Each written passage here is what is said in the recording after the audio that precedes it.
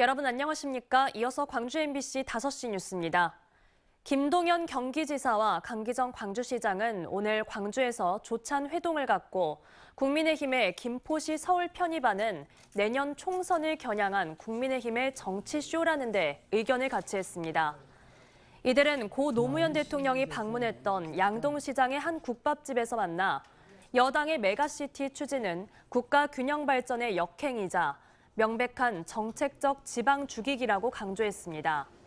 그러면서 김 지사와 강 시장은 지방 메가시티 또 균형 발전 문제에 대한 전국의 광역자치단체장들의 논의도 필요하다고 말했습니다. 김영록 전남지사가 내년 국비 9조 원 시대 달성을 위해 기획재정부 예산실에 도내 핵심 사업에 대한 국비 증액을 요청했습니다.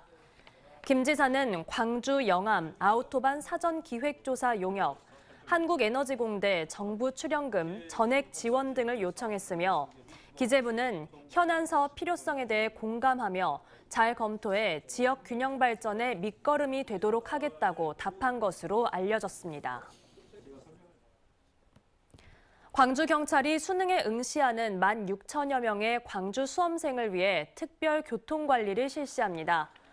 광주경찰청은 오는 16일 시험장 주변 교통소통을 위해 시험장 반경 2km 이내 주요 혼잡 교차로에 400여 명의 경찰관과 75대 순찰차와 경찰 오토바이 등을 배치하기로 했다고 밝혔습니다.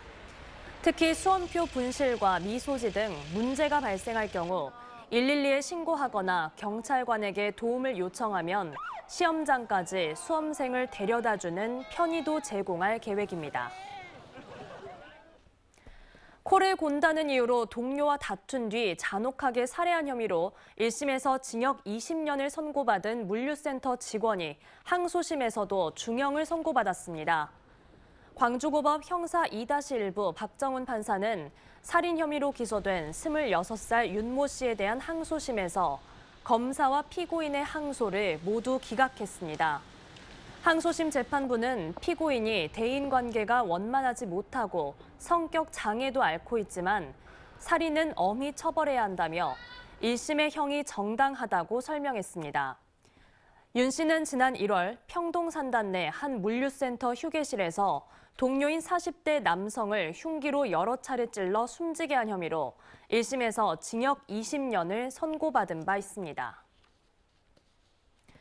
오늘 오전 7시 50분쯤 광주시 남구 백운동 도시철도 2호선 공사 현장에서 상수도관이 파열돼 남구 일부 지역에 단수 조치가 내려졌습니다. 광주 상수도 사업본부는 도시철도 공사 중 근로자가 상수도관을 건드려 사고가 난 걸로 보고 정확한 피해 규모를 확인하고 있습니다. 영광 한우 농장에서 접수된 럼피스킨 의심 신고가 최종 음성으로 판정됐습니다. 전라남도는 지난 12일 영광군 홍농읍의 한 한우 농장 소에서 피부 결절이 확인돼 2차례 정밀 검사를 실시했는데 럼피스킨이 아닌 백신을 접종한 뒤 나타나는 반응으로 확인됐다고 밝혔습니다.